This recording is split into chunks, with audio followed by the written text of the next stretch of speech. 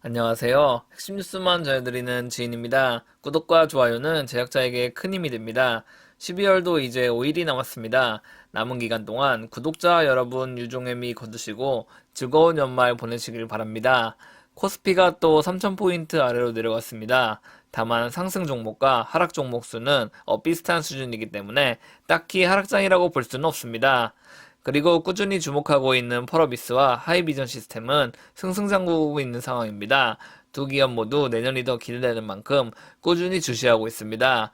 오늘 얘기해볼 기업은 하나디펜스입니다. 하나디펜스는 하나에어로스페이스 자회사이기 때문에 하나디펜스의 실적 상승은 곧바로 하나에어로스페이스에 반영된다고 보시면 됩니다. 그럼 시작하겠습니다. 일단 12월 14일 기사를 살펴보겠습니다. 기사를 보시면 K9 자주포에 대한 계약이 확정됐다는 사실을 알 수 있습니다. 여기서 우리가 헷갈리지 말아야 할 것이 내년 상반기에 결정되는 레드백 장갑차 사업과 자주포 도입 사업은 다른 사업입니다. 그간 하나디펜스는 호주 국방부의 자주포 우선 협상 대상자였습니다. 최종 승인이나 마찬가지지만 공식 계약이 체결됐던 것은 아니죠. 하나디펜스의 K9은 호주 전용으로 개조돼 AS9으로 공급될 예정입니다. 그렇다면 이제 공급 일정은 어떻게 되는지 알아보겠습니다. 12월 24일 기사이며 호주 외신의 AS9 생산 장소, 생산 일정 등이 표출됐습니다. 통상 이 같은 방산업 스케줄은 공급사가 별도로 공시하지 않습니다.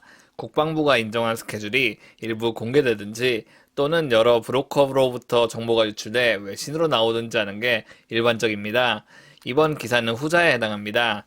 일단 이번 계약에 대해 보다 자세하게 말해보자면 K9 30문과 K10 탄약 운반 장갑차 15대가 공급될 예정입니다. 총 사업 규모는 약 1조 원입니다. 즉 계약 물량이 모두 공급돼야 하나디펜스는 매출 1조 원 규모를 확보할 수 있다는 말입니다. 따라서 공급 시기를 아는 것이 무엇보다도 중요합니다. 기사에 따르면 하나디펜스는 AS9을 호주에서 직접 생산할 계획이라고 밝혔습니다. 왜냐하면 이번 프로젝트는 단순히 하나디펜스가 제품을 공급하는 것에 그치는 것이 아니기 때문입니다. 호주 국방부는 한국 제품을 받아들임과 동시에 자국의 방산업 용량을 증가시키는 것을 조건으로 내걸었습니다.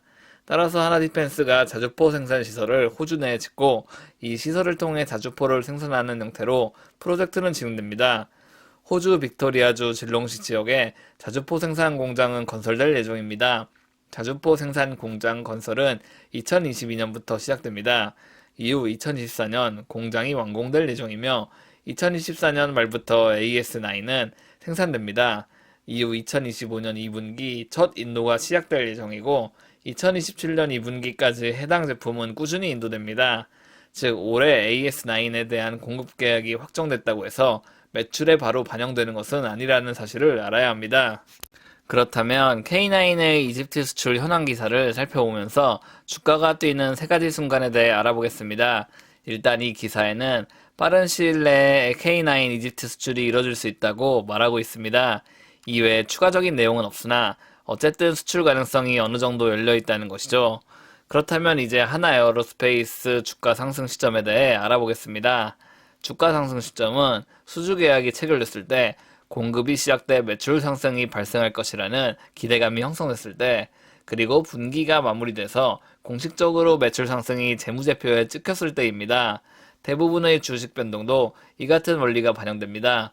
위메이드 같은 경우는 미르4를 통해 대규모의 매출이 발생하고 있습니다. 즉 매출 상승이 발생할 것이라는 기대감이 형성됐고 이에 따라 엄청난 주가 상승이 나타났습니다. 다만 펄어비스는 약간 상황이 다릅니다. 중국 판호를 확보하긴 했으나 아직까지 공식적인 게임 출시가 있었던 것은 아닙니다.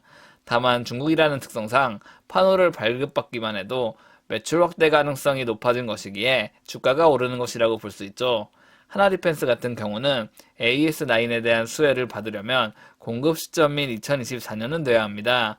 다만 내년 상반기 레드백 최종 수주 확정이 기다리고 있기에 독일 방산업체를 이기고 최종 수주를 달성한다면 주가가 또 한 번 상승할 가능성이 있다는 말이죠.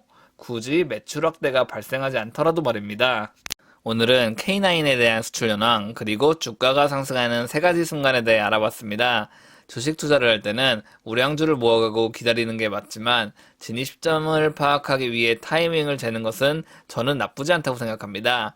뛰는 순간을 명확하게 알 수는 없으나 대략적인 타이밍은 어느 정도 사업의 이해도를 높임으로써 알 수 있기 때문입니다. 하나 디펜스 같은 경우는 수주 가능성이 상당히 높습니다. 다만 무명의 게임 업체가 중국 판호를 획득해 중국에 게임을 론칭한다는 것은 정말 어려운 일입니다. 물론 간간히 중국 시장에 진출해 엄청난 수익을 거두는 경우도 있을 수 있겠으나 확률만 따져보자면 상당히 위험한 투자라고 할 수 있습니다. 제가 준비한 소식은 여기까지입니다. 지금까지 핵심 뉴스만 전해드리는 지인이었습니다. 감사합니다.